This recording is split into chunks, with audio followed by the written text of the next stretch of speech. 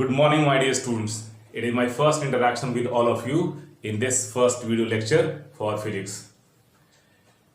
Let me start with the first unit of class 12th, namely electrostatics. You can see the word electrostatic in two different parts. The very first part, electro, signifies charge, and the second part, static, simply mean the entity or the body at rest. That is what I had written here. Charge for electro, statics does not move or does not change with time. If you would like to define electrostatic, you can define this way. It is the study of forces, fields and potentials arising due to static charges or the charges at rest.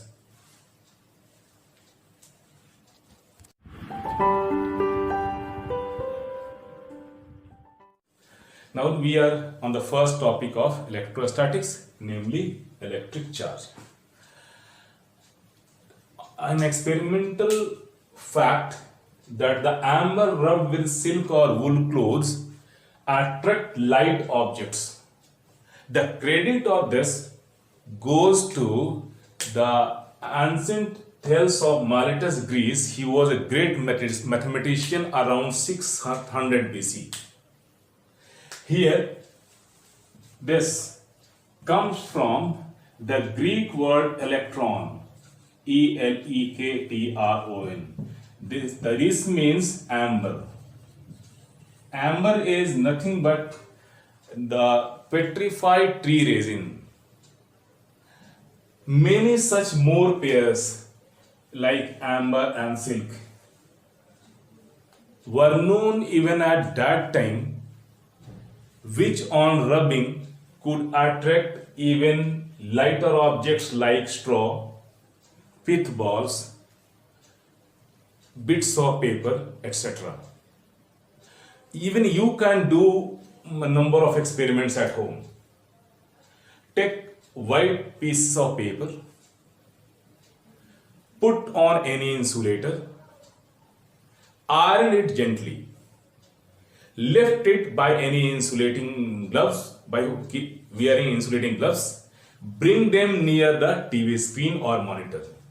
You will find that those papers will stick with the screen of the monitor or the screen for a while, and then it fall down.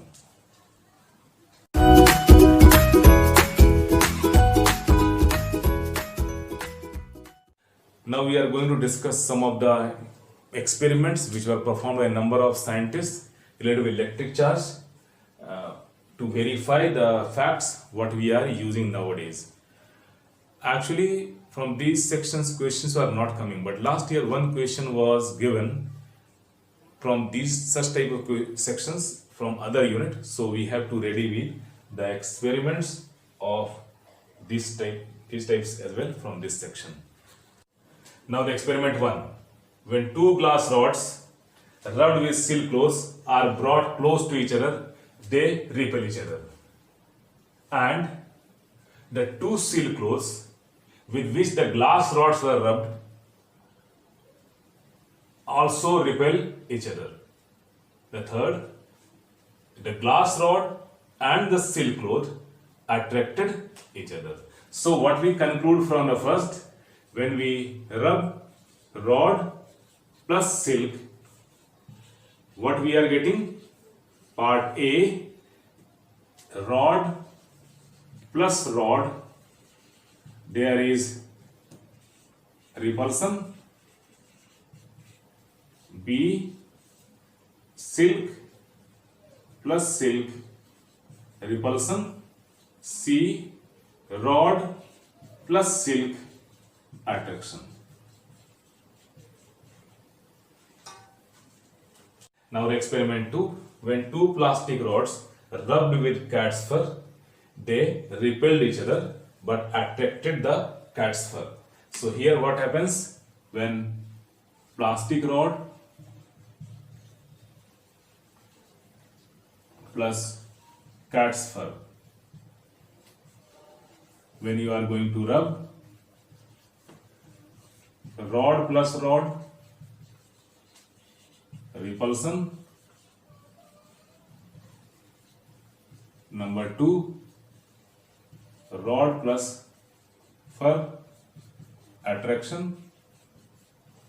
And the same thing, third one, fur plus fur, if two are taken, then there will be repulsion.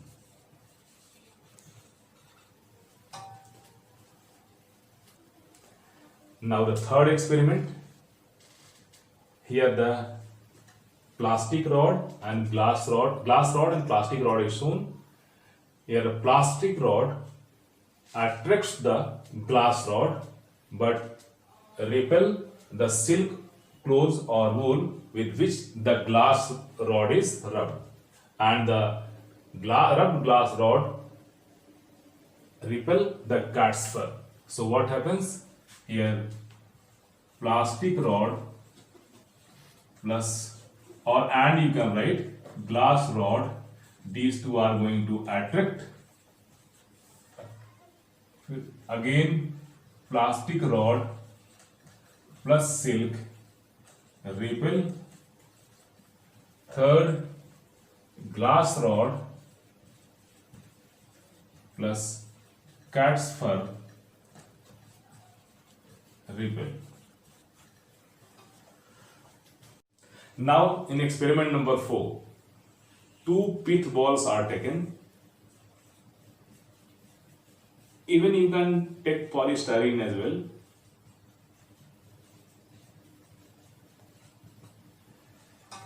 And when 2 pith balls are touched with glass rods, rubbed with silk cloth, they repel each other. Even these balls repel glass rods. In 5th experiment, again you take 2 pith balls, which was taken at that time, and touched with plastic rod, rubbed with cat's fur, they repel each other. Even this ball also repel the plastic rod. Now here in 6th experiment, when one of the pith balls is touched with glass rod rubbed with silk and another pith ball touched with plastic rod rubbed with cat's fur, they are seen to be attracted. So these 6 experiments were performed and few things are concluded, which we are going to discuss just after this. Now these are the 6 experiments, 1, 2, 3, 4, 5 and 6, what we had already discussed. On the basis of these 6 experiments, we are going to see some of the inference drawn, and that is also written in your text. You can see from there, or you also can copy from here as well properly. It would be good if you copy it down. The very first is body like glass, plastic, silk, fur and pith ball. These 6 things body we are using here are electrified, that is acquire charge on rubbing. So whenever we rub silk and glass rod, these two are acquiring charge. Whenever we are rubbing cat's fur and plastic rod, these two are acquiring charge. Charges acquired after rubbing are lost when these two bodies are brought in contact to each other. So if after rubbing glass rod and silk are charged, again you are touching it back, the charges are reducing to 0 on both, they are neutralizing each other. In the same way, when you rub cat's fur and skin and plastic rod, these two are charged. But again you are retouching it back, the charge reduces to 0. So that is what charge acquired after rubbing are lost when two bodies are brought in contact to each other. That is, unlike charge neutralize each other. This is possible only when the unlike charges are of equal magnitude. The third point, object after rubbing attracts lighter objects. Suppose we are going to comb our hair. So the comb can attract bits of paper. So on a hair, one type of charge, on comb, another type of charge, and they can attract bits of paper as well. Next, so here object after rubbing attract lighter objects. Next one, when any pair of body are rubbed with one another, one body acquire one kind of charge and the other body acquire second kind of charge. It's quite obvious there are two types of charges. How it is, we can draw conclusion from these six as well in the next point.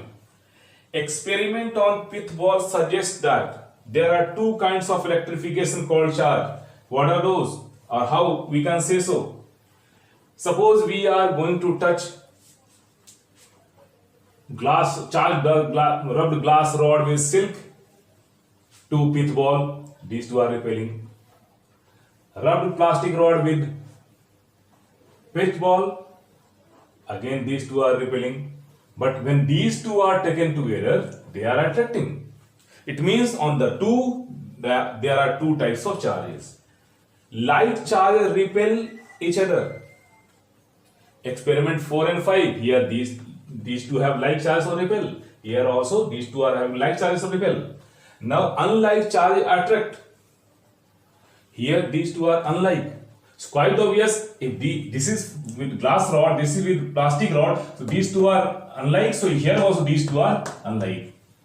That is what it is written, unlike charge attract. So experiment number 6 is shown. I had written in bracket experiment 6. In the same way, the fourth point, charges are transferred by contact. Experiment 4, 5 and 6, what we have done? We rubbed glass rod, touched pith balls, we got this. We rubbed a plastic rod with cat's fur, we touched here, we are getting this. So these two are again here also the same. So these two are charge are transferred. We are touching the rubbed object with pith ball. So by contact it is being transferred. The last one, polarity of charge are the property which differentiate two kinds of charge. Experiment 4, 5 and 6. So this is the polarity. So are going to differentiate. And these two polarities are named as positive and negative. Positive and negative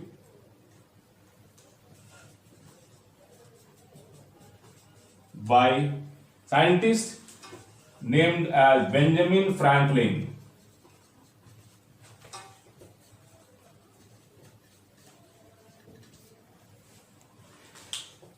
Benjamin Franklin named these two charges as positive and negative. These are mere convention. Charge on glass rod is taken positive. Charge on plastic rod taken negative. But it is pure convention. Or you can say it is a pure convention which is designated by the scientist and which is carried forward. What we say a negative today or electron negative, we could have called it positive. But in the very beginning, it was named positive and negative. Positive on charge appear on glass rod as positive and on this negative, so that is carried forward and we are even now continuing the same.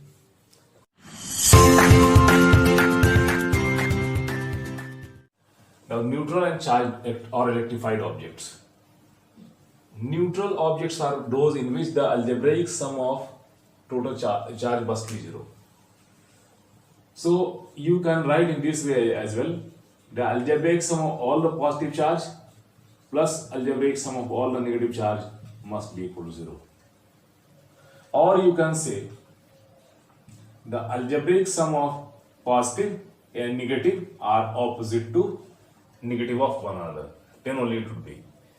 What is charged or electrified objects? Are those in which the total sum of positive and total sum of negative must not be equal to 0. Now, how the positively charged bodies are taken into account? If algebraic sum of positive charge are greater than the algebraic sum of negative charge, then it is said to be positive. Or you can say positive charges are in excess. In the same way, negative charge, here algebraic sum of negative charge must be greater than algebraic sum of positive charge. or here you can say negative charge in excess.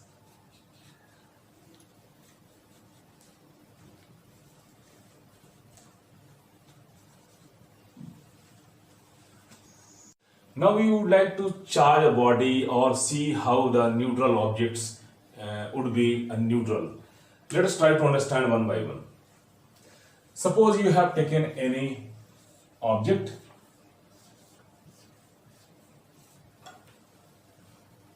If this is metal, say of copper, it means it is piece of copper, means atoms of copper are there, and in that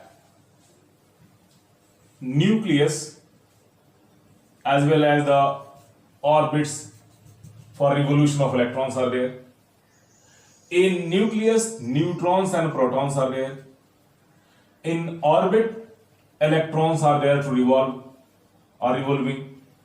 Here protons are positively charged particle, neutrons are neutral, and electrons are negatively charged particle.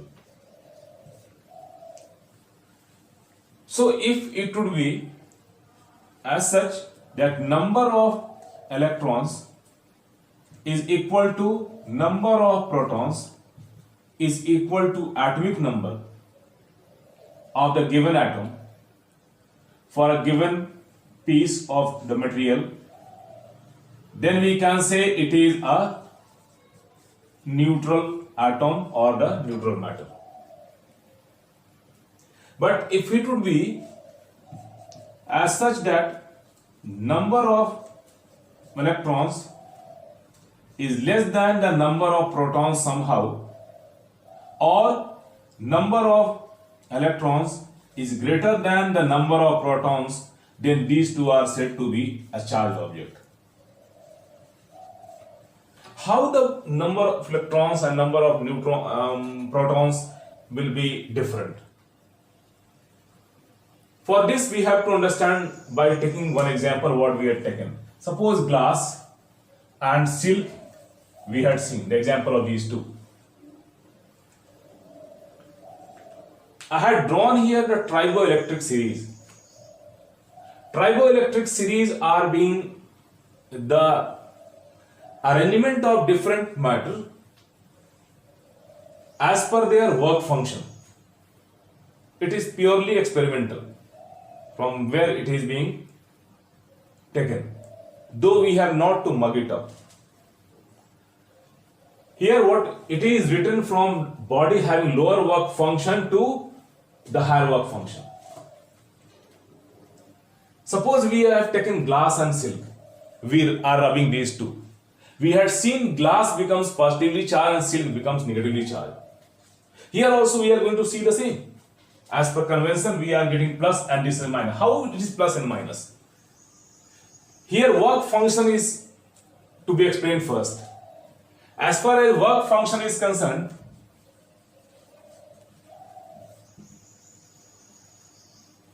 it is the energy needed to remove an electron. So minimum amount of energy required to remove an electron from the matter.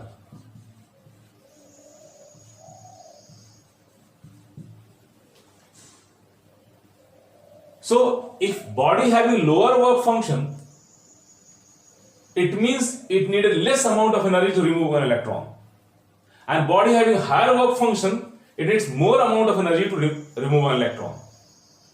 So out of these two, glass is having lower work function and a higher work function.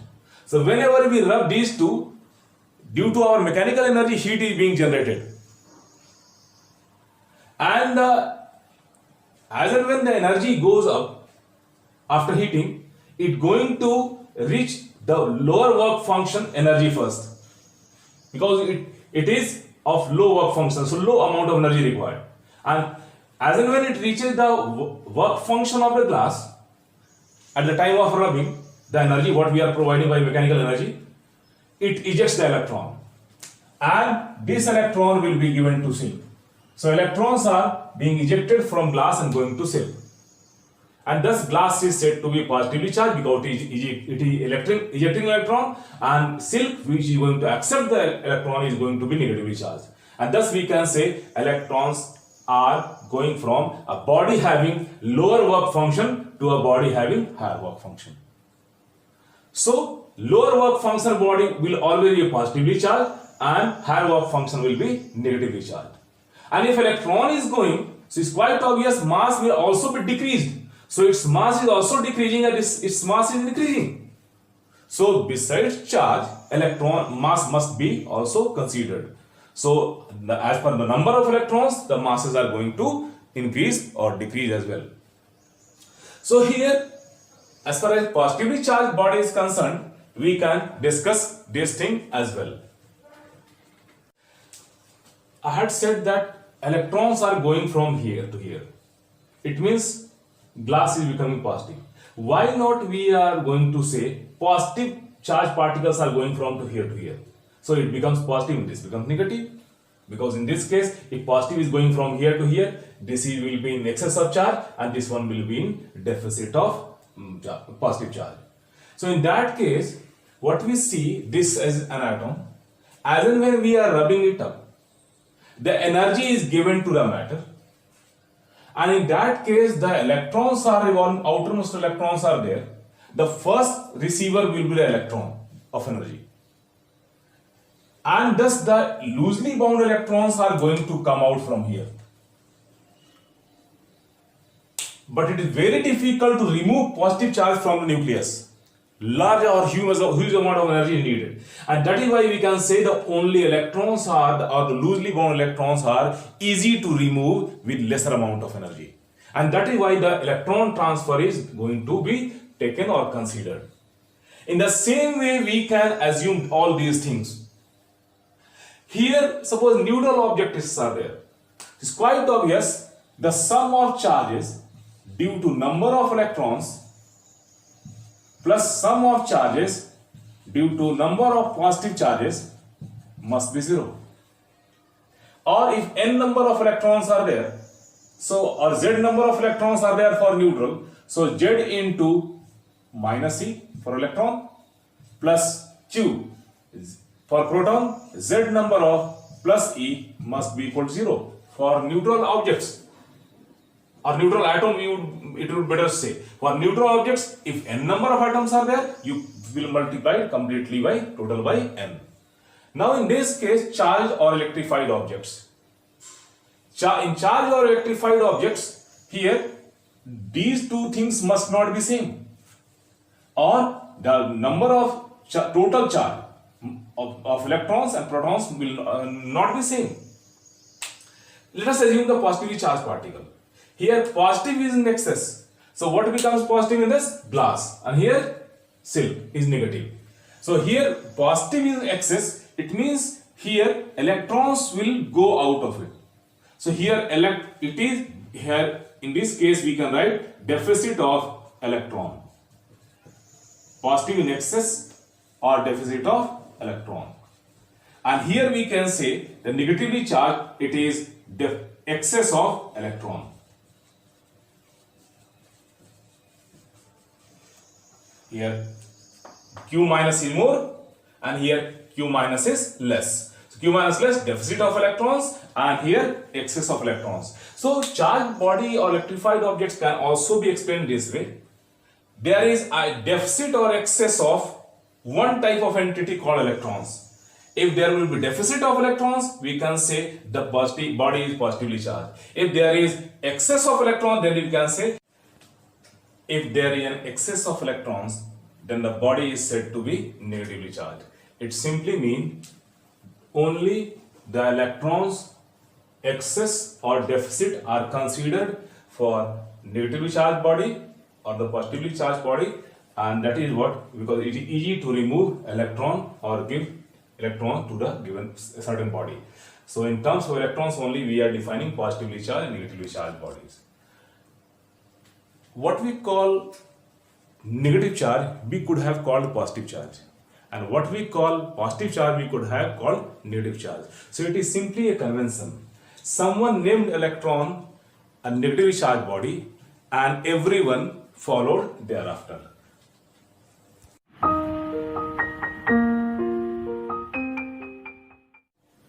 Now the units of electric charge. The first is SI unit. It is coulomb. You know it very well. The CGS unit, though we are not using it now, but there are two units.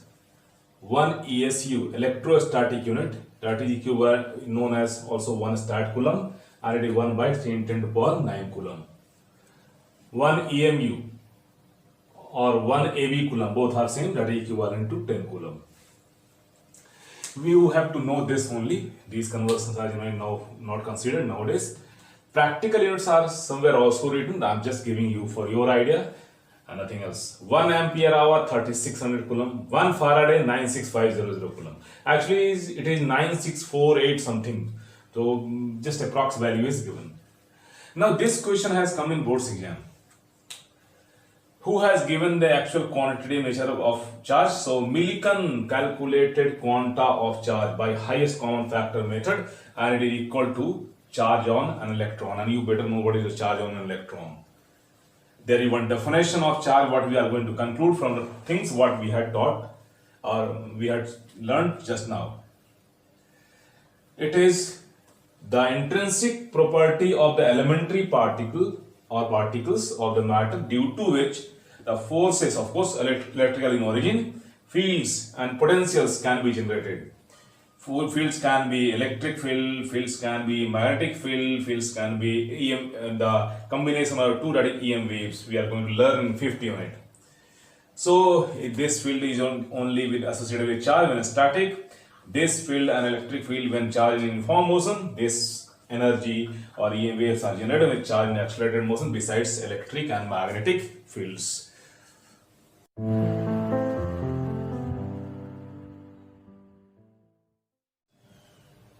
Now the gold leaf electroscope, GLE. Here it is a device used to detect the presence of charge on a body. Number 2, it can measure comparatively whether it is small or large charge, value of charge. Third, it can also detect the nature of charge provided one known value of charge is given, that is its magnitude as well as the nature. So let's try to understand this construction part first. This is transparent box, a metallic knob is there, a rod which is also metallic, two leaves which is golden leaves or gold leaves you can say.